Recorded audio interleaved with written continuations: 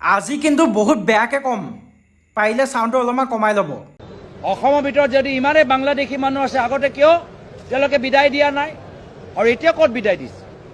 গৌৰৱ গগৈ ডাঙৰীয়া, ভয় খাব নালাগে। আপোনালোক তিনি গগৈ মুখ্য পদত থকালৈকে বাংলাদেশীক কোনেও খেদিব নোৱাৰে।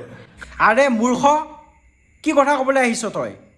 কি কৈছে গৌৰৱ গগৈ? কি কৈছে যে বাংলাদেশী যদি ইমান দিনৰ পৰা আছে কিয় খেদা নাই বুলি সুধিছে, আৰু তই উল্টা পুল্টা প্ৰশ্ন কৰি আছ।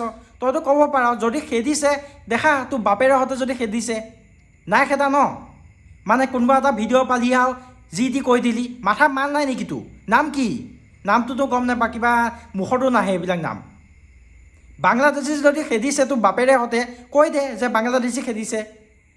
গৌৰৱ গগৈ কি কৈছে, যদি বাংলাদেশী অসমত ইমান বেছি আছে, যদি গম পাইছে খেদি দিয়ক। আৰু খেদা অথৰিটি কাৰ আছে? বৰ্তমান চৰকাৰখনৰ আছে। চৰকাৰ কাৰ? বিজেপি। এতিয়া তিনি গগৈ কি কৰিব পাৰিব? তিনি গগৈ চৰকাৰ নাই, কংগ্ৰেছ চৰকাৰ নাই, বিজেপি চৰকাৰ আছে। খেদা দায়িত্ব কাৰ? বিজেপি চৰকাৰৰ। কিছুমান কথা অলপ বুজি বাজি পাব লাগে। এইটো ক'লে এতিয়া বোলে তিনি গগৈ এইটো কৰিব এইটো কৰিব, মাথা মাল আছে নাই তোৰ? বিজেপিৰ চালা চোৱা চেলেকা কুকুৰ, হাত।